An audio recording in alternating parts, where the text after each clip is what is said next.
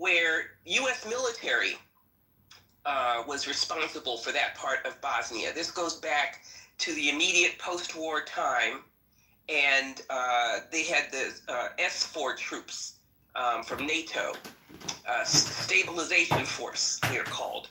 And so I happened to be in a sector that was U.S. military, S4 troops. And I'm working in the local municipal building with the local people. They're trying to reestablish their local government. And the main part of that was to reestablish the ability to vote, which I'm talking about November 4th, because that's at the heart. Everything that is at the heart, to show up to vote because you care, because you understand that's all they ask of you as a citizen. Well, not only that, but actually you need to run for office too, and you need to know what the issues are. But anyway, so these American soldiers come through on their patrol, and Lord have mercy, but this one soldier, he was carrying a firearm. The local people freaked out. They did not, I don't know how to describe it, but because they had just come out of an armed conflict where neighbors killed each other, a civil war. And it was against the rules of S4. They were not supposed to bring firearms into buildings on their patrol, but this dude did, a young white American soldier. And everybody in the building noticed it. We are immune. We are not immune, impervious. We have forgotten something. To even talk about murder by gun, I don't care if it's hunting rifle or whatever. But the United States is off the track. And I had a total stranger, Scottish white man, on a plane flight in Africa. Some years ago, this man, he decided to chat me up. I'm sitting by the window, the dude sits beside me. He started talking to me in the terminal, which is a regional terminal, and not an international flight, not a long flight. Nice person. And the dude says, when he finds out I live in Italy also, he says, well, you better stay in Italy because there's going to be a race war. Well, what does this have to do with the question of whether the motive is necessary? This kind of violence, I can't deal, Gary, I think to my ear, it was sounding like you're doing both sidesism. And that's far from the way it actually is. It's so far. As a child, I witnessed 4 political assassinations, was it? President Kennedy, Malcolm X. Some people wouldn't count, but he counts. So you're kind of making the point that I've been trying to make by suggesting that we have to tally up how many political assassinations were made of people on the left, and how many political assassinations have been made of people on the right, and that will give us a clear picture of where the ill is in our society. So if more people on the left, me and one other black girl, we integrated our junior high and high school in Pennsylvania, and it's like so Republican and stuff. Some of these kids, I mean, I knew these people. They were not all friends of mine. And some of them were not interested in being friends with me because I was a black person. And here we are. We know that there's racism that is ingrained in our society. It's beyond that. It's beyond that. What it is, and Nancy McLean's book, Democracy in Chains, the deep history of the radical right's stealth plan for America. So just to sum up, it does matter, and what matters is that the right is the dirty side of the aisle, because that's where all this is coming from. Is that your argument? Okay. What I'm saying is that, as some people say, because I vote, but I just, it's really, this is like so complicated, so complex. But we have a 34-time convicted felon in the White House. We know all that, but that's not what we're here to discuss today. We've discussed that ad nauseum on this stage. The question is, and if you could focus on the question, you said that you saw the title of the room, and you. You said that you saw the title of the room and that prompted you to come up on the stage, and thus far, unless Actually, I am was totally invited on the stage. I was invited on the stage. that's fine. I'm just saying. I don't know how you got on the stage, whether you were invited on the stage or whether you raised your hand. Great. That's great. It doesn't matter to me whether you were invited or not. You spent 8 minutes. I have, I didn't finish what I was saying, but if this is the end of it, then I'll shut my mouth. I'm not asking you to shut your mouth. I'm asking to try to bring this around and focus at the topic at hand, not whether Donald Trump is a felon. Because this is not about this Robinson. What's his name? What is it about? What is it about? Tell me very succinctly right now. It's about the breakdown of the United States.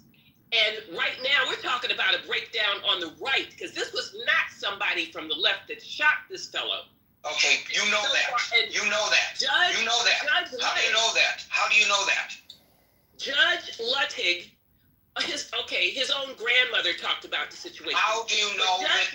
How do you know? How do you know that? How do you know that? Have the FBI investigate it. But let me make one more point, and then I'm going to leave it alone, because you want to see it a certain way. And no, it's not that I want to see it a certain way. I want you to address the issue. Does not count. I want you to address the issue.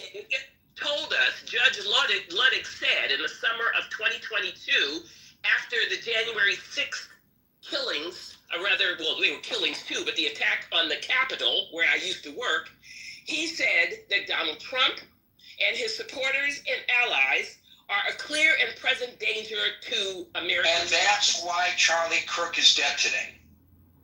Yes, because he part of that whole thing.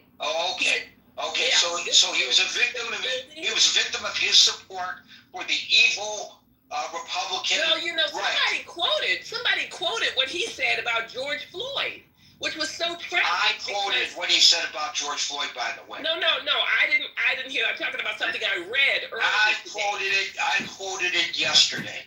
I don't remember whether it was on. I wasn't here yesterday. I'm talking about something I'm just saying that I recognize that. So your argument is. I'm talking to you. There's other people on here too. I know that, Marion. Quit being so contentious. Thank you. Take care. Okay. As best as I can tell, Marion just illustrated the problem. She knows for a fact that the right is responsible for all the evil in the United States. And I'm sure some come up to the stage and say that they know for a fact that the left is responsible for the evil in the United States. That's the problem, in my humble opinion. That's not to say that the points that Marion raised are not accurate. I'm not saying that, and I don't want to be represented in my admonishment of the discourse. That's not what I'm saying. I'm saying that she's got it in her mind, and maybe she's right, that all the problems of our society come from the right, just like Donald Trump and his followers have it in their mind, and maybe they're right, that all problems of society come from the left. And so long as we continue to do this finger pointing, and you're wrong, no, you're wrong, we're never going to resolve the problem. And I really fear that there will be more political violence in our society. That's my Nostradamus prediction. I'm not qualified to do so, but that's my fear anyway. Dude.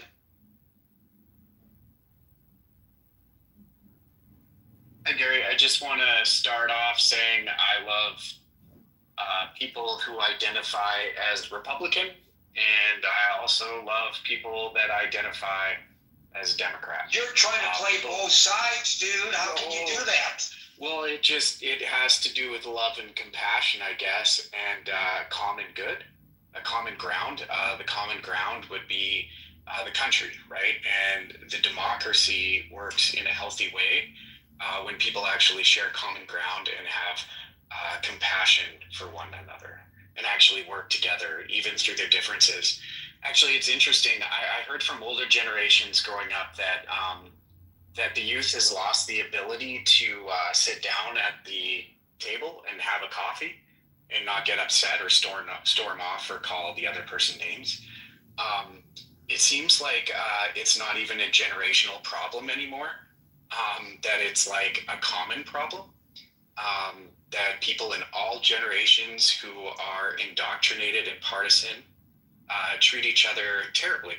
And it's interesting how many people identify as having religious views, or even just how many people do not identify as having religious views, yet both seem to, when it comes to the right and left religion that they are supporting, they seem to act just like religious hypocrites, indoctrinated religious hypocrites who have no love or compassion for the common citizen. To your point, dude, if you don't mind me interjecting. That's all my point is that. I just want to underscore and illustrate this with something that happened yesterday. Okay, thank you very much. I hate that when I go to this website, it talks. I didn't ask this website to talk. Shut up. Right. Oh my God! Stop! I stopped and it's still talking. Okay. What you're hearing in the background is Cornel West, the esteemed professor, former candidate for President of the United States, storming off the set with Piers Morgan during a debate on the death of Charlie Kirk. There's your prime example of exactly what you're talking about, dude. 100%. He couldn't handle it. How could a guy like Cornel West not handle Piers Morgan?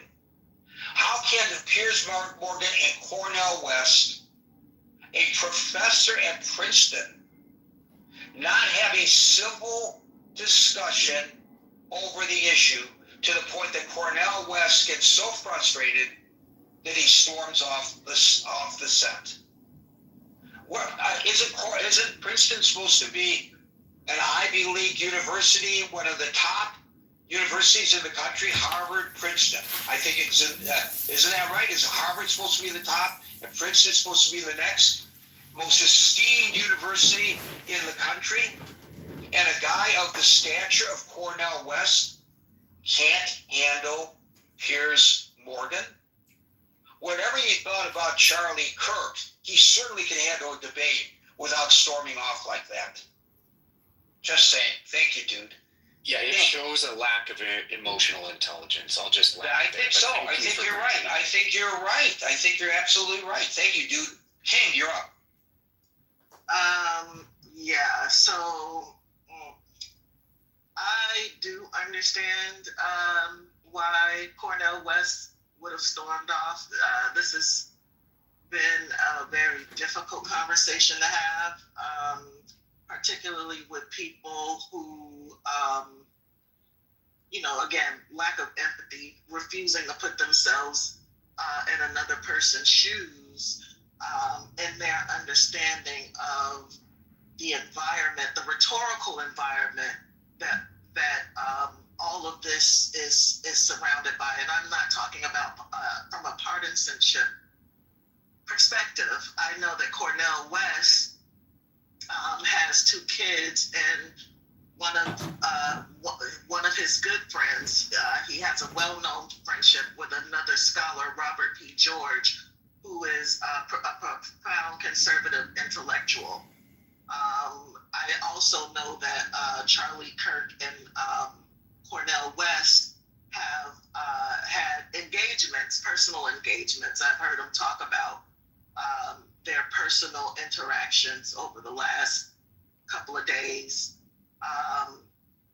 But I'm sure that at the time he was probably trying to, I can only imagine, but I would guess that he was having a conversation about some of the words that have been spoken and why they are or are not problematic as it relates to marginalized groups. But I do agree with you that the motive doesn't really matter because Well, firstly, like I said, I don't think this is an issue of partisanship. The pattern that we've been seeing with young men, um, uh, radicalized young men, lashing out because of the nihilistic indoctrination they've received online, is the through line. The same day that that young man shot Charlie Kirk, another young man shot up a school. 2 weeks before that, somebody else shot up another school. And this has been going on, right? I have thoughts about the partisan leaning that some of this indoctrination comes from, because I know of the Andrew Tates. I know about some of the messaging that have been reaching children as young as in junior high or middle school. A conversation that's starting to happen now online is that the parents of young people are looking at their kids like, okay, what do you know about a Groyper? What do you know about these people? I've never heard of Charlie Kirk. I've never heard of Nick Fuentes. And they're asking their children, and they're floored because their children are very aware of the memes. They've been exposed, is what I'm saying. And all of these new terms that these parents had no clue about or what they meant, the children are well versed in this. Some of those kids are going to fall deeper into those rabbit holes because of the algorithms, right? And it doesn't even matter the platform. There was a time where people felt more vulnerable going into places like the deep web, but people are being radicalized through TikToks and YouTube and Instagram, and the algorithms are playing a part in this. And so I think that is a way that people from a partisan's perspective can find some commonality about, because there are a lot of parents who are worried about the things in this that their kids are being indoctrinated with as it relates to violence and retrograde ideas. Like one of the moms was talking about how what sparked her to ask her daughter, was she aware of these things, is because somebody in her class was suspended for standing up and saying Hitler was right. And so it provoked this conversation that wouldn't have otherwise happened with this parent and her daughter, right? And so I think that's the larger issue. And I think I'm willing to bet that, this person, like the other person who shot on campus, even though it was a high school campus, also have been exposed to this radicalization. And I think that we need to wake up and take our heads out of our asses as the adults and stop making it about us, or, because we know that both parties have their issues, both ideologies. Any ideology can be turned into something violent and terrible, right? For everyone that talks about, religion, we know that religion even has been used to perpetrate violence on other people. So it's really not about the partisanship. It's, in my opinion, it's about just the fact, the degree of radicalization that is happening amongst young children, and they're growing up with these ideas that are totally retrograde, and that everybody is clueless, and they have access to guns, right? So they have an arsenal, as well as the seeds of violence planted into their worldview. combined with a lot of hopelessness, a lot of confusion, and just a lot of hormones, you know. So I do agree. I don't think that the motive matters that much. I think that there's a bigger issue, and because this can be used politically, that's why the motive is being as emphasized as it is. It's because, you know, this motive is being used as justification to clamp down on rights and speech and a whole lot of other freedoms that we've taken for granted up to this point. So I'll yield there. Thank you, King. Brian. Hi, Gary. You know, does the motive matter? I think it could if anybody cared. I think his motive, if it was analyzed by someone who cared, could cause maybe someone to look into why he did it and see if there was any corrections that might be made in the future to help prevent something like that from happening again. You know, when Charlie was assassinated, there was so much blowback on social media that it kind of, I don't know what the word is, kind of incensed me in a way, because I was just learning what happened and didn't even know who Charlie was, but there was this blowback of, like, you know, I mean, people were blaming the left and there was so much I don't know how to describe it, you know, just kind of blowback toward the left, and I was blaming them before the guy was caught, and really before the news story was out everywhere. So I don't think that any motive is going to change people's minds, and especially when you know, like Scott and so many people already mentioned that the president and Attorney General and all these major players on the right, or I should say MAGA, you know, have it ingrained that it's the left. I think in a way that they're going to capitalize on that as much as they can leading into the midterms. You know, it's going to, with that and the gerrymandering, I think they're doing whatever they can to try and, you know, save and gain seats. Unfortunately, I think that's going to cause the problem to exasperate, you know, but I think it's just a matter of time before something else happens again, especially if we don't change course on the way people are talking. And I'm admitting that the blowback eventually went both ways, because it got, you know, real ugly as people, you know, was quoting Charlie and that type of thing. You know, it's just an ugly situation that just does not seem to be to de-escalate. But I you know, there's been some good comments so far, and I really don't have much to add, but thanks. Thank you, Brian. Chris. Damn it, Gary. How are you today, Gary? Damn it, Chris. I'm doing fine. Well, you ain't got to use your black accent, but I appreciate it. At least I know that you hip. Hey, putting King and Brian in front of me is kind of the cheat code on shutting Chris up soon. Because a lot of the things I want to talk about has been said, and gratefully so. So let's get straight to it, so I'm not here wasting anybody else's time. Does Robinson's motive even matter? Yes, it does, to both sides, actually. Unfortunately, the investigation that we'll get will be skewed. The FBI working the case will be skewed. And that means photos will matter for the respected administration. Why? Because they can push the narrative that makes them happier.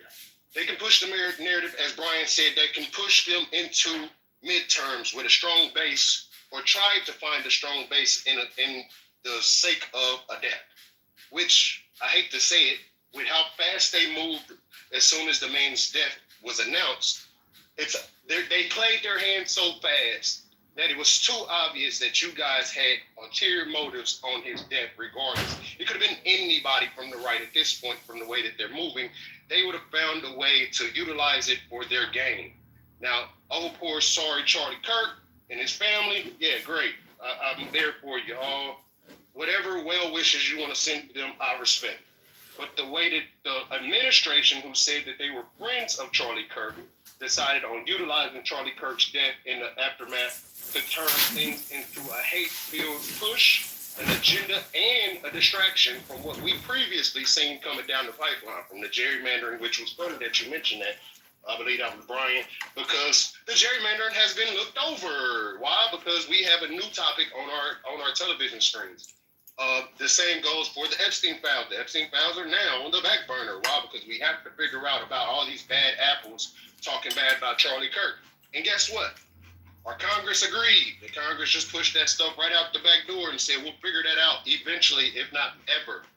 Because now we have a bigger fish to fry. People are being mean about Charlie.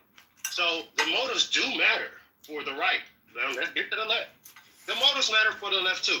Because I'm not one of those people that says, well, they're playing it on both sides. Because obviously the rhetoric that's being pushed on from the right is way more detrimental than the rhetoric that's been pushing on the left, and we'll get to that here shortly. But the left can also utilize from this.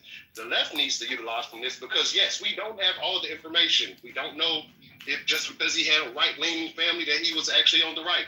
But what we do know is that the right decided to pull war out as soon as they could. And the left should be speaking to that. Hey, who are they at war with?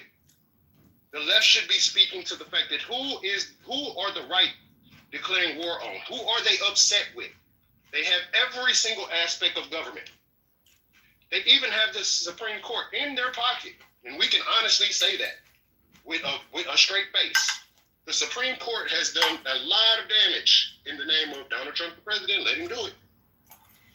So the motives here just strictly goes back to, on the left side, hey, these guys said that this was a left-leaning thing. They said that the left is the danger. It's the left's job to point the picture. Well, the president said specifically the Democrats. Yes, I mean, everybody on the right. I mean, literally, you could have turned on Fox News before you even seen the president, and it was already, the message was already out. I'm going to say that again. The message behind Charlie Kirk's death was out before Charlie Kirk's death. And the only way I can put that and say that in the way with so much vigor and understanding that I have a way more chance of being right than wrong is because the message was instant. Yeah, and Charlie Kirk, by the way, is by all accounts to this point, this may change, was apolitical in terms of partisan politics. Something to take into consideration. But the message, by the way, was instant. It took no time to get out the message across the Republican pundits that it's the right's fault, regardless of the information we have. The left's fault, yeah. Well, yes, the left's fault. I'm sorry. I do apologize. The left's fault that all of this stuff falls victim to. Before we knew who the guy was, before we even knew the video of him jumping off the back of the building in the Converses, before we realized that he broke down a gun in less than 2 seconds, we found out that it was all the Democrats' problem. That they pushed it and they pushed this and we need to go to war because it's time. Now, let's get back to the last point I want to make. Is exactly what Brian said. Man, King and Brian was cooking. And it might have been King that said this, but I want to give them both shout out for stating the fact that all this stuff is went underneath the radar of parents, of grown adults who consume politics on a daily basis. Okay? Let's understand how well they hid Charlie Kirk in plain sight. Let's understand how algorithmic they was able to hide Charlie Kirk and his message. What do you mean they were hiding his message? I don't get the point. What I mean by they were hiding his message, and I don't put a they with a person or a party. I'm saying Charlie was infectious to children. He was talking about who are you, and adults did not know that Charlie Kirk was talking to the youth. Remember? This is a whole problem. Let me give you an example, Gary. Okay, wait, hold on a second. This is a whole problem that we have generationally with some people not understanding that what to them is a legacy way of getting information out. There's a whole different, like people said to, in fact, somebody I know in her 30s asked me, what's Discord?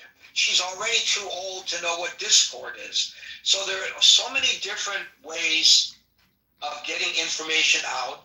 Yes, the older generation, probably many, I mean, how many people came up to the each year and said, I've never heard of Charlie Kirk?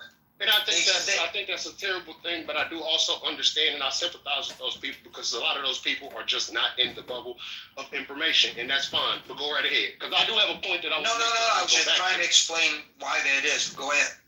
Okay, going back to my point, we all have to remember there was a time where they had children cartoons on YouTube. But in those same children cartoons, they had messages in those children cartoons with the little scary face thing that used to tell the kids to kill their parents and harm themselves. There was a cartoon on YouTube. If you were a parent, you may know this, that they had in the cartoons, they were putting hidden messages in. It was, I forgot what the Blippy or whatever the thing was called. But it was a true message being pushed to the youth, but the parents had no clue because they just give the kids the cartoons or the iPad. The iPad eventually puts it all in algorithmic, and it works on the children. We have to be more understanding on what and Gary, by the last thing, because you brought a great point, but I want to make sure I don't let this skip over. The Charlie Kirk situation wasn't just something that was undertoned by Charlie Kirk to push to the children. He had investors. He had backing. Somebody knew this message was getting pushed to Charlie. Okay, so now you just taught me something that I didn't know. And I acknowledge. I know you Googled it. I acknowledge that I went to ChatGPT, and they reference a Wikipedia. And what it says is, and I was unaware of this. So there were disturbing child-targeted videos on YouTube and YouTube Kids that contain hidden or spliced-in scenes urging self-harm or showing extreme violence. Bang, bang! And a number of parent reports and tabloids also circulated claims that some clips contain messages encouraging kids to harm others, including their parents. Hey. Major investigations in 2017 through 2019 documented the broader problem known online as ElsaGate. I don't know how I missed this. Hey, Gary, don't worry, because people miss Charlie Kirk too, and this man already passed away. And related phenomena, and showed that malicious actors were slipping grotesque or instructional content into videos that looked child friendly. Holy freaking Hey, Gary, crap. I'm going to jump off of this bridge with this one. Hey, I want you to also understand Charlie Kirk was doing something very similar. He was pushing a message behind the Christian belief. Well, I don't know whether it was behind a Christian belief or not, but let me just say that whenever Charlie Kirk went onto a college campus and engaged in these debates, where, by the way, he overwhelmed the 17 and 18-year-old people who because they're unknowledgeable. They're children. And he would often point out, I never went to college. I never went to college. And he was like Rush Limbaugh used to say, that he could debate you with one arm tied behind his back kind of thing. That's what Charlie Kirk was doing. But he always had, and by the way, I'm not saying this critically, I'm saying that this was brilliant. He always had camera crews, plural, there. And they would extrapolate from these long exchanges, 20-second clips that went on TikTok and Instagram. And that's how he propagandized his message. He was absolutely brilliant at it, but that's what was going on. All right, Gary, I'm at the home run. This is the home run. So I want you to all pay attention to what I stated.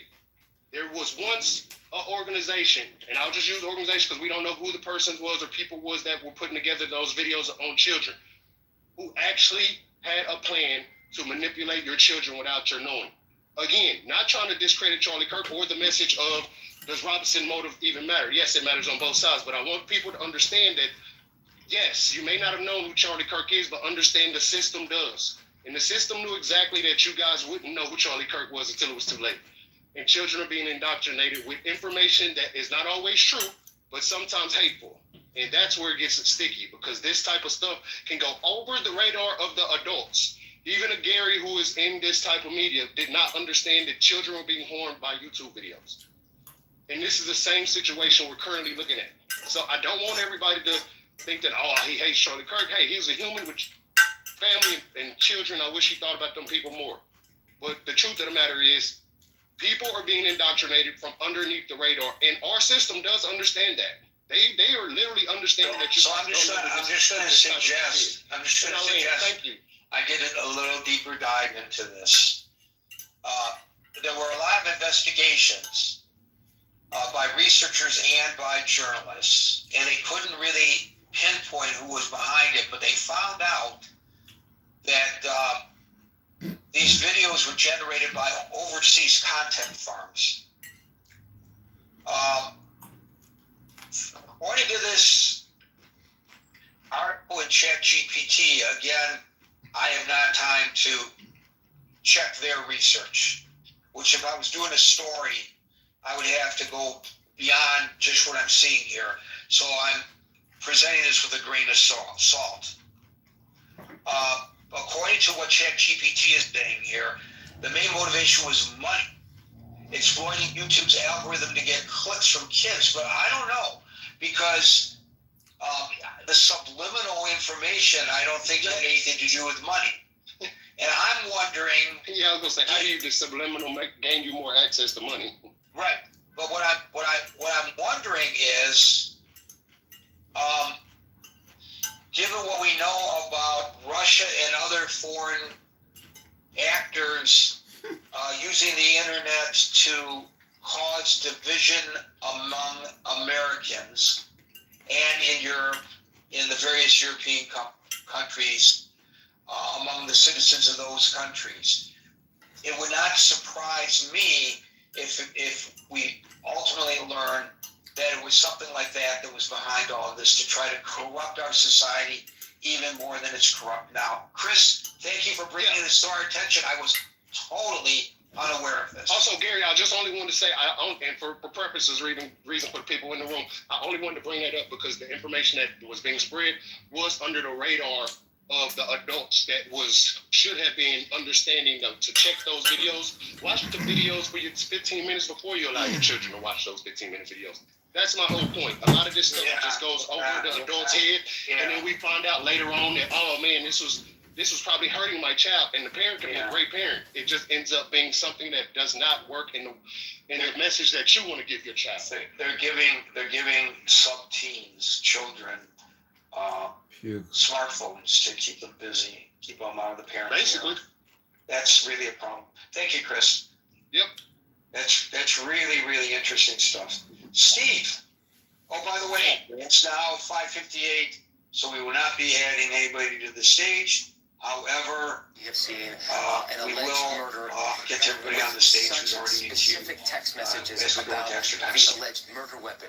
Yeah, where it was Gary, hidden, how it was to the placed, topic what was of the on it, but room, also, I it was think very it's touching important in a that way we that I think do. many of us didn't I think it expect. does How matter. intimate And from portrait this into perspective, relationship when between the we suspects. see corrosive elements starting to have a corrosive impact on the country, I think they need to be identified. And they need to be identified not in the way that Trump's talking about, let's go out and hunt them down and prosecute them, or Bondi's talking about prosecuting someone for talking about something. That's not what I'm talking about. More on an intellectual level, where you can draw those forces that are being corrosive out into the light, to where they have to articulate to the general population that might reject this line of thought. I think that's the important thing. And as long as it's bubbling underneath and we don't know the genesis, or we don't know what is producing the kind of action that we've seen, then we'll kick flat-footed. And it's more to where the society, left and right, can expose the corrosive elements on either side. And like I say, corrosive elements, when exposed to the thoughtful interrogation of the idea, usually falls apart. And if you do that, then you invalidate the argument. So, just like with Lincoln, was just Booth his motivation for shooting Lincoln? Was it important? I think it was, because it to my point, it indicated that within society, even though the country had been through a traumatic event, there still was a lingering problem that needed to be addressed culturally within the greater society. So if we had these elements, and like I say, it's both ways. There's nut jobs on the right, there's nut jobs on the left. Political parties are not immune to this type of poison that can seep in.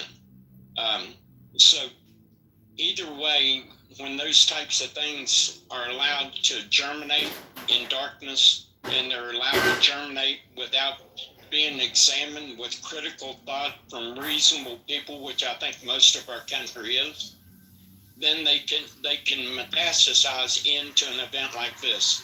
So that's the reason I think it is kind of important to address it before it evolves into a tragic situation and we find ourselves at each other's throats, Gary.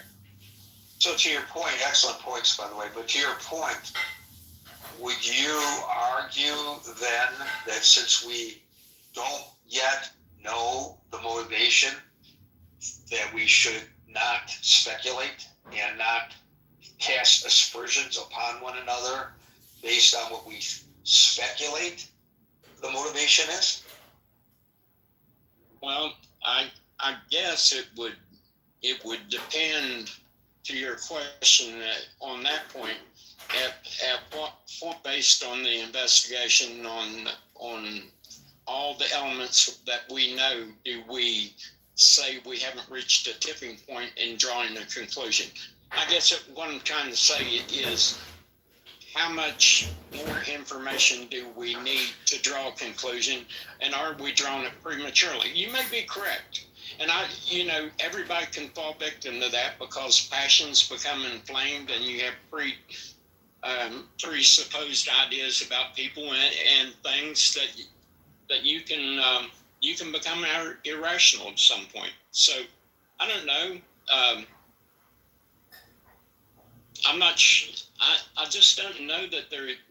From my point of view, that based on the information I've seen, that maybe I need that much more. I could have a huge blind spot here, Gary, and it may be related to my affiliation. And I'll leave it there. What's been going on in my mind a little bit is, and we don't know if this is true, but supposedly there's some kind of a transgender issue here, because he had a romantic relationship with a transgender roommate. And we know that a recurring theme when Charlie Kirk was on campus, he would be challenged by folks who were transitioning, were furry babies, were people wearing the clothes of typically worn by people of a gender other than the one that was, as they say today, assigned at birth. And there was all these contentious discussions about transgenderism. And in that community, a lot of people felt that Charlie Kirk was a hateful person for the comments that he made. I'm not arguing that he was. I'm not arguing that he wasn't.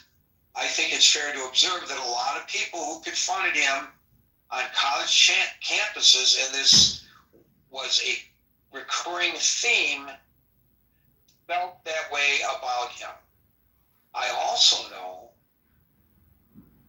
I can say this anecdotally, I don't have any research. I'm sure there is research to support or dispel what I'm about to say, that there are people who identify as transgender or transitioning, who I have met in my lifetime, who identify as conservatives, and there are people who are transitioning who identify as liberals. It's not a political position.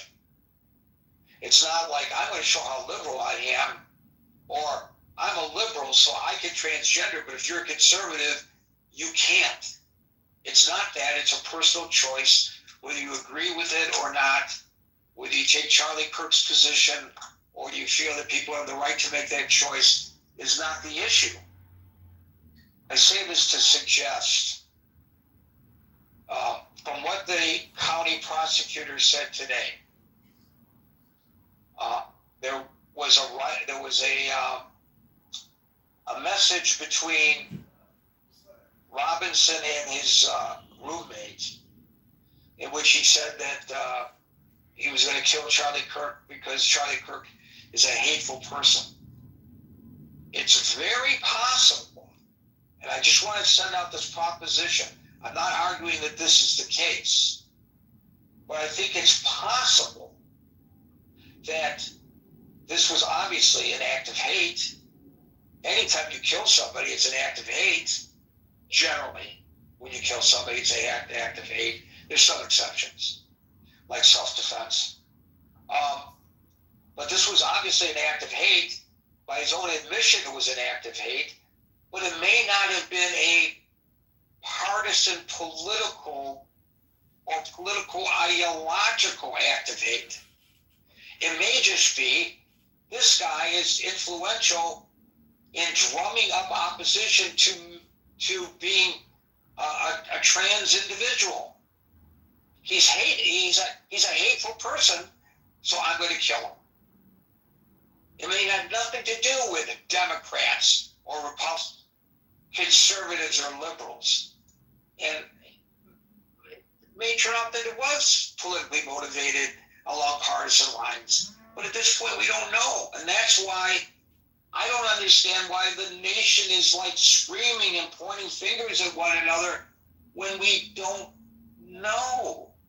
Don't let facts get in the way of a good argument, I guess, is what's going on in our society, Steve.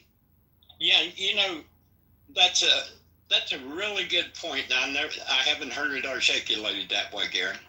That's a very, very, very salient point there, and that could be. Actually, I hadn't considered the way you phrased it. I'm not saying that I'm right, but I am saying that there's a possibility that that's the motivation. Yeah, I know. And that's true. I mean, you should consider all possibilities when you look at something like this. And that's actually one I hadn't considered. Good point, Gary. Thank you, Steve. Meryl, has Pam Bondi knocked your door yet? She's knocking at my door. I know. Today, I was reading everything that was being written, and I started to think, oh my gosh, I want to kill these people. I want to kill people on the right. Oh my gosh. Because it was so, that's what people on the left do. And by the way, who are the people on the left? I'm so confused. I can't articulate this. Can I please interject and tell folks who may not understand that Meryl is being facetious? Because some people will take you literally, and they're going to say, Meryl said she wants to kill everybody on the right. And I know that's not what you mean, and I just want to clarify that. Yes, I was being facetious. I felt like somebody was saying that about me. So it sounded like a lot of people were doing that. I don't know how to articulate this well. I liked what you just said about, it might not be about, it's about hate, but it might not be so much politically motivated. And I have often thought that when you have a person who's the sole shooter and you don't associate him with a group, you don't associate him that way, that person has been affected personally by something that the victim has done. And he has, and I do feel that this could very well be the case. I also think that a big problem that we have is when we start saying this person, it's on the right is the most violent, or the left is the most violent, we tend to elevate the person who's just been killed. I don't know that Charlie Kirk should be elevated any more than Melissa Horton, the House of Representatives, the head of the House of Representatives in Minnesota, who she and her husband were killed. And nobody really. I think the husband survived, right? But she was killed. No, they were both killed, and their dog. There's someone else who was killed. He was shot, and his wife was shot. That's another 2 other Democrats that night. But no, they were both killed, and their dog, and their children are orphans now. And who talked about them? Did anybody talk about them the next day? And I sit and I feel that when we start talking about Yeah, Melissa Ortman, she was a Democratic state representative, formerly Speaker of the House, and her husband, you were correct to correct me, fatally shot in their home in Brooklyn Park, Minnesota. You're right. And so we have elevated by when we start attributing motives, we have then looked at Charlie Kirk. We've elevated him as much as he did in life. He's been elevated much more in death, and I don't think that we should do that. I think Bernie Sanders was right. I think your opening speech was right, as short as it was. I do think that we should. It's time for us to say, okay, enough. Now we're going to stop this. How do we stop it? There's so many reasons why we should. And this is how I feel right now. I feel that we need to put an end to it. I don't think we need to keep showing, have a contest. This group is more radical than that group. Because there's another thing that we don't know. We don't know on a daily basis, we don't know how many people get killed or how much domestic abuse there is that are started because of a political argument. We don't know that. We don't know about all the threats that come in that the FBI is keeping us from. We don't know all of these things. So we've got to be, and I just think we need to be more careful. But I want to stress that when we start saying it's more on the right or more on the left, we start to elevate people that maybe shouldn't be elevated. Maybe everybody should be looked at the same way. Thank you.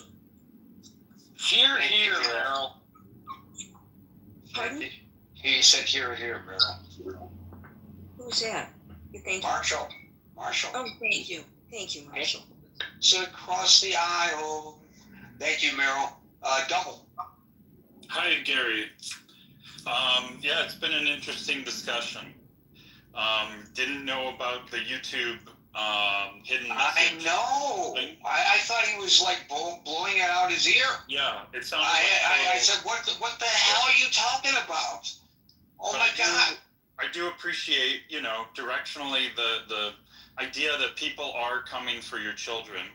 They want to corrupt your children. A lot of people think if they want to change society, they want to start early and get them while they're young.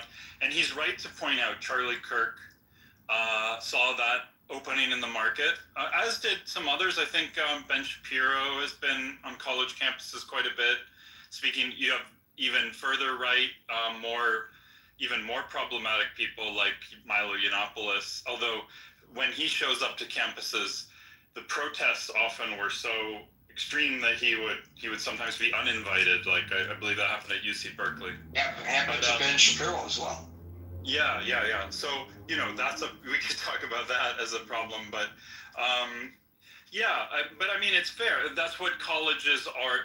We infantilize college students, unfortunately, but that really used to be considered that as your real maturation phase, where you're meant to contend with all the ideas in the world, however offensive or disturbing or mature or whatever they might be, that you now have to address learn, understand, process, debate, and that is part of your graduation into adulthood. To that point, Double, and I'm going to sound like a curmudgeon, and I'm looking back and rah, rah, rah, like that. But I think my observation is pretty spot on, based on some of the clips that they're all over the place now. And Meryl is absolutely right. He's bigger than life now, bigger in death than he was in life, Charlie Kirk. So the algorithms now are causing these clips, to which I referred earlier, to pop up on my Facebook and on my Instagram. And I see people coming to the microphone to debate Charlie Kirk having great difficulty articulating their thoughts. And some of them even are referring to something that they read on the internet, and they're holding their phones and reading off the phones when they're trying to debate Charlie Kirk. And Charlie Kirk would say, "Look at me. Don't look at your phone. Look at me." And when I was in college, my recollection, I may be looking at this through rose-colored glasses, was that we had very vibrant debates. I was in the Vietnam War era. We had immense discussions about the war, and people could sit down, usually over a beer at the local pub, and we could have an articulate, mature discussion about communism and the domino theory and exploitation and empire building and all that kind of stuff. All these various views were discussed. The military-industrial complex, but we need a strong military to protect us. People had varying points of view, and we would discuss them, and we could all articulate very well, I think, and then we would go our separate ways and remain friends. But when I saw and I don't know, maybe most of the clips, most of the interactions he had were not like this, but so many of the clips showed people sputtering while trying to talk to him. These are university students. What the hell? Yeah, I agree with you, Gary. I think we've dramatically, the inflation of, even if you adjust for monetary inflation, the inflation of the cost of universities and the inflation or the expansion of the administrations in universities and the profit motive there has corrupted these institutions so much. We've dramatically lowered the standards and we've jacked up the price. So they're profit maximizing institutions now that don't really, you're allowing people in who don't have the cognitive abilities or education to be there. Or the other thing that's happening, and I can speak to this anecdotally, I don't have any statistics to back this up, but I know of many cases where the student is articulate, the student is very intelligent, but the student kind of goes against the grain of the norm on the campus and is shut down. And it's like, well, wait a minute. As you pointed out, it's supposed to be the forum for open discourse about many issues, and yet people in the minority, whatever that minority might happen to be, are not given the opportunity to articulate their feelings, their beliefs, their arguments without being shunted by the other, shunned by the other students on the campus, and sometimes by the professors themselves. Yeah, I agree. And, people are claiming, I heard someone I respect greatly on Clubhouse earlier today saying, if you send your child to, one of these northern or certainly northeastern universities, you are basically signing them up to be indoctrinated into a religious ideology that will push them to change their gender and become, radically opposed to. I think that's an overstatement, but I think there's a greater acceptance of that, perhaps on the campus and in general society. But that nobody on the campuses are trying to get people to change their gender, and they're getting indoctrinated in a bunch of other age. My cousin, Gary, it happened to my cousin. But go talk to your cousin and ask your cousin. We're out of touch. I think we as older people are to the point of the earlier caller, I think even we are out of touch in just how, and I think that you saw it in that clip and seeing a kid said something slightly counter to the group think and was immediately shamed into submission. And like that is... Yeah, but that's not what we're talking about right now. You're taking it to another level. I'm going to let you go. I'm just telling you what that group think is. Check with your cousin and see when that cousin started having feelings of transition. I'm not just talking about transition. I'm just talking about the overall theme of, what some people would call the woke religion, Gary. Yeah, but you just said that people would be pushed into becoming transgender. Trans is just one aspect of. Well, I'm just responding to what you said. I got to run. Thank you, Double. Thank you very much. We go to Shadow. Shadow, you're up. Thank you, Gary. I appreciate that. Man, my ADD is on overload right now, so I don't even really know what I want to say. But if we're talking about, we're all in that position right now. So don't think that it's that you have a medical condition. You're just part of society, buddy. Right. Yeah. So does the motive really matter? Like, I really don't. I wouldn't say it does, because, I mean, you can be presented with, especially a specific side, I won't say which, will be presented with facts, and then the story will always be spun in some sort of fashion. I mean, for example, if you want to dig into the data, like I've posted it in the chat, I've sent it in your back channel as well, Gary. But if we're talking about, let's say Tyler Robinson, he was born in Utah. He went to a conservative school, raised by a conservative family. All of those data points would point to that he could be a conservative, because that's the way he grew up. But like, the fact that he was in a queer, quote unquote, relationship, does that make him part of the left? No, I don't know. No, that just means that was his sexual preference or orientation or experimentation. It has nothing to do with his partisan political positions. Right. So yeah, I don't really know like what to say about that particular story. I mean, honestly, he could just be a crazy person. It should just be left at that. But like, again, the data that I added in your chat, if you go to, it's by the Cato Institute, and then I think it's SUNY, the New York University. I forget like what the acronym means, but like, if you look, State University of New York is SUNY, State University of New York. State University, there it is.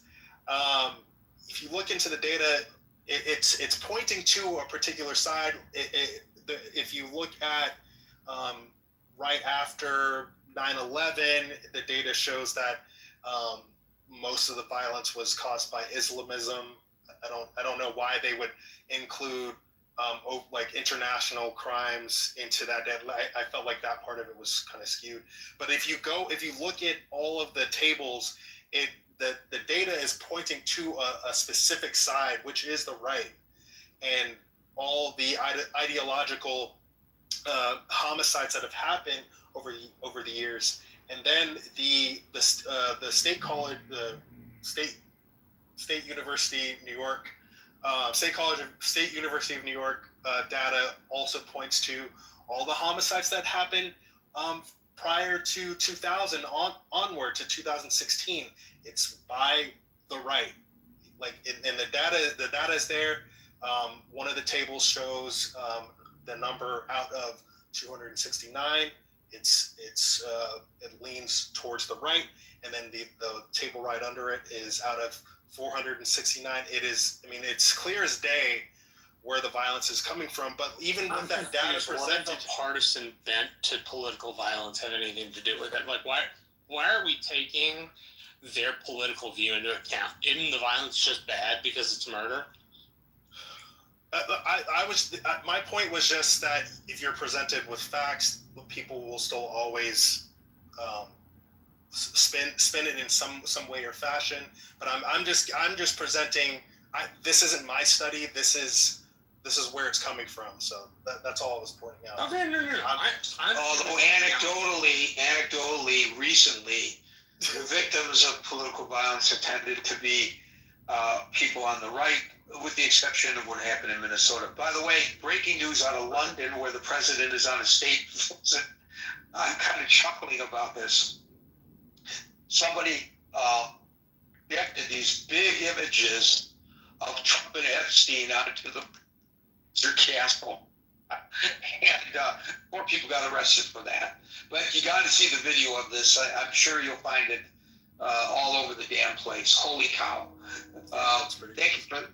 It's pretty cool, actually, I thought. Shadow, thank you. Dave? Yeah, no problem. Gary, I think you are one of the few speakers since this topic started, talk about potential exploitation by foreign actors. I think this is something that we need to look into. It's not recent. It has been planted in decades, and because even the professor are infected, right? It means something quite long. But the good thing is after all this discussion you brought up, the picture start to seem very clear, and there is a solution. I always look for solution. It's not. It is time that both sides have to come together. Yeah, this is good. Just like here, there's an opportunity of healing because we get to hear both sides of view, and we need more platform like that. And we need to figure out how to scale so that both sides can come together and look at it and figure out both sides could contribute to the solution. It's not one side. It's need both sides. Because from what I hear is the Thompson already hears something.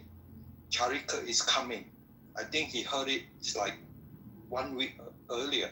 So, and he's already thinking, but then he heard coming, and that somehow eventually triggered to, now is the time.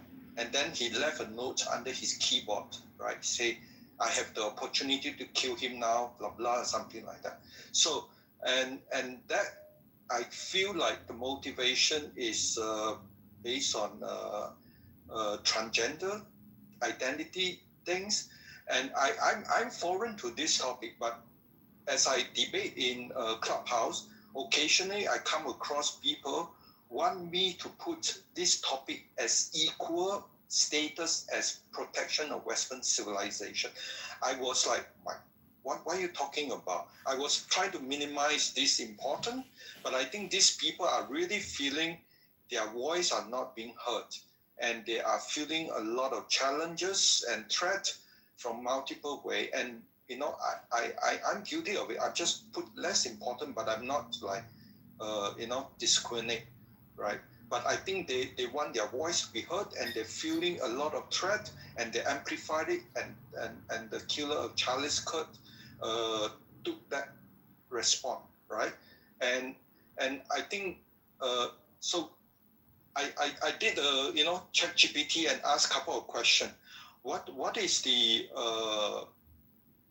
this transgender motivated violence compared to political violence? I asked this question. It come up with very nice arrangement. It will take me some time to figure out how to organize it in a very coherent point. I urge you all to ask this question to the ChatGPT. And I think, is this motivated politically? I think from the time Charlie Kirk was killed, I mean, from the Republican point of view, Charlie Kirk in the way is a very rare person. He has a lot of talent, and he still have a lot of things that he expected to do, but he just been killed too early. And the Republican side is shocked. And they need to figure out an answer and revenge. And just like the same thing, when Lincoln got killed, and because it was just a few days before a Southern Confederate surrender, so someone has to figure out a revenge. And so the Republican side is acting on this, right? But I hope they realize that. Again, I don't want to take up too much time, but I somehow figure out. So it has many things.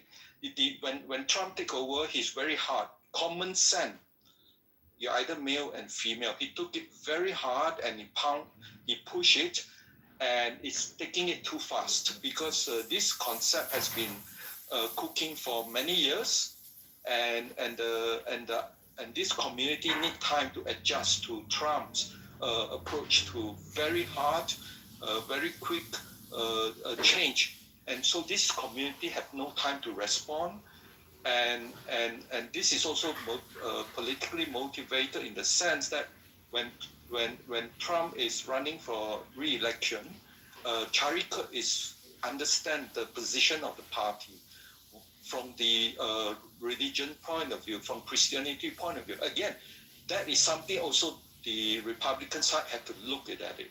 How hard should one look at to pro-life, transgender thing? Because most of the discussion I hear the student coming in, just like you say, they were looking at handy and start asking questions. They are all immature in their understanding what pro-life and what transgender and so on. So, so what I want to say is there is a solution and it's a good opportunity, and both sides have to step back, and both sides have to understand in the end, you are American.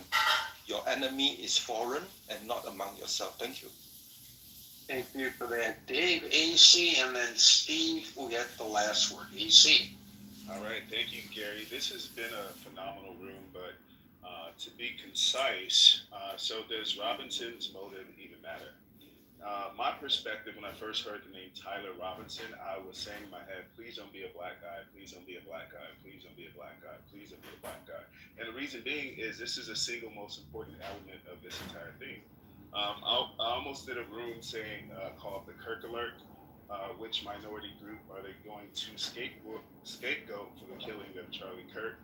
And I think that my experience, living in America, is that when something happens like this, there's typically a scapegoat, and the revenge on that demographic is going to be tremendous. There's going to be a tremendous amount of spike and vengeance for whatever group is assigned this, whether it is. I think you should say that. I was thinking, please don't be a Jewish guy. So.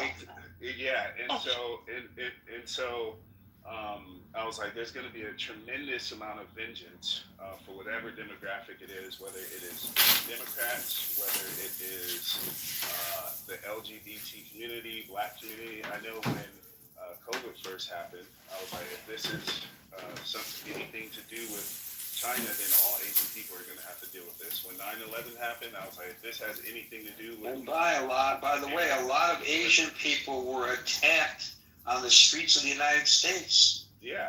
And even if they had been Chinese, what does that have to do with anything? They had nothing to do with what happened over there. Exactly. And so the reason why I was saying, please don't be a black guy, is because I know that I'm going to have to deal with... I live in the Bay Area, right? And next to Berkeley and San Francisco, and I don't have anything to do with that, but how America kind of works, right, is somebody has to get the blame, and there has to be some sort of revenge or vengeance, and then that happens for a long period of time. I know when Obama was leaving office for his second term, there was all these police shootings of black people. It was like every week and every day, and to me, I took that as a message, as we are reclaiming our country or whatever. So there's lunatics on both sides, and so I think that this is the single most important part of this, because as soon as a narrative is established, there's going to be groups that are basically going to commit acts of terror. And so ever since this Kirk shooting has happened, I've kind of been on edge, because it just feels like we are waiting to hear what the facts are. And as soon as the country gets the facts and we can establish a narrative of whose fault it is, then that group is going to experience some sort of revenge terror attack. And so that's my point of view on it. But I think it's the most important element of this entire story. Nobody else has brought that up. It's really important. I'm glad you did. Thank you, AC. Steve, you got the last word. Thank you. Gary, so glad I've been listening to your show today. Literally, I have a 22-year-old blood niece, just graduated UCLA speech communication degree. She's going to her master's program at Northwestern in journalism. By the way, Gary, I don't know if you knew, but that's only like a 12 or 14-month program. I've actually trained interns from the Northwestern School of Journalism, which it's debatable who's got a better J school, Hofstra or people would say NYU or Columbia, but it's really Hofstra and Northwestern. Those are the top two in Gary's esteemed professional opinion. So good luck to her. Thank you. But Gary, up until an hour ago, I had no concerns about her sexuality because she started UCLA at 18, straight female, graduated UCLA, straight female, but now she's going to one of those Northwestern schools or whatever. I'm concerned about her coming out transitioning into a man. Where that comes from. But that being said, I wanted to comment on what you said about debating and how you debated back in the 60s, or you had conversations in the 60s, and people debated Kirk recently. Now, I have not seen any of the Kirk debates, but I've been involved in debates. I've seen debates. I've listened to debates. And Gary, you among all people will attest that a good debater can debate both sides. Nobody belongs in a debate if they cannot have at least a modicum of information that they've studied.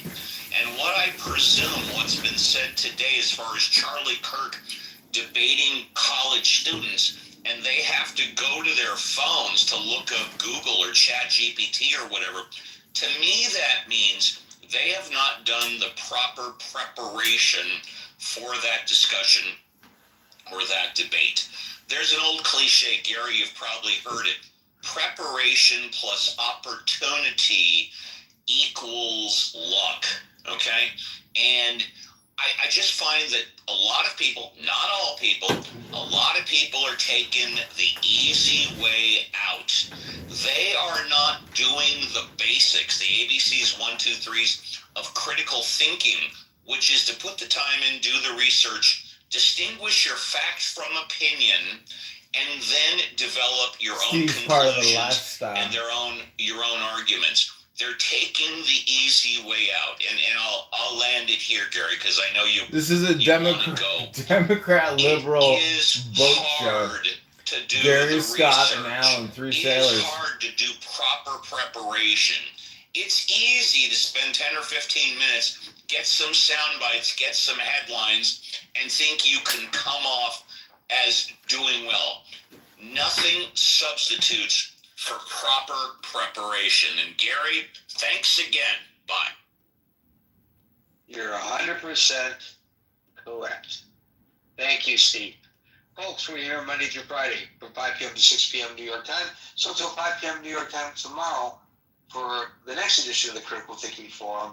Everybody be safe, be well, and peace out. Was patient. I've lost things. He's been killed.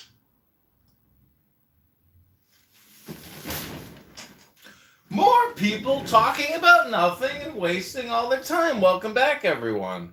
Another exciting show where we record people talk about nothing and waste all their time.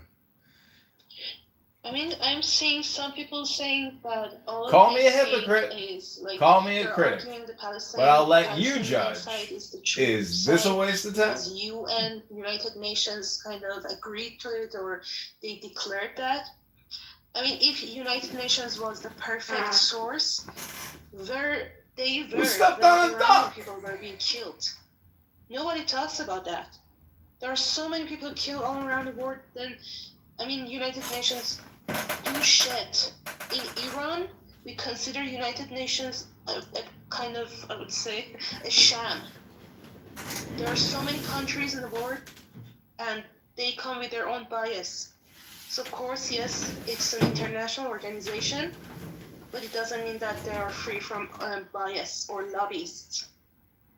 if they were really on the true side of the history, on the side that tells the truth, stands for truth, they would have stand for our people, for Iranian people who were killed in the streets. Yet they said shit. They did nothing. And now you're bringing that as your point of reference. It's interesting.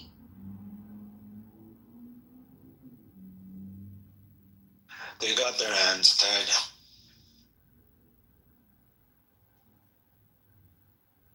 We got an all-star The cast here orthodoxies of institutions. in the house of BB. Individual actions. Stalinism is the best.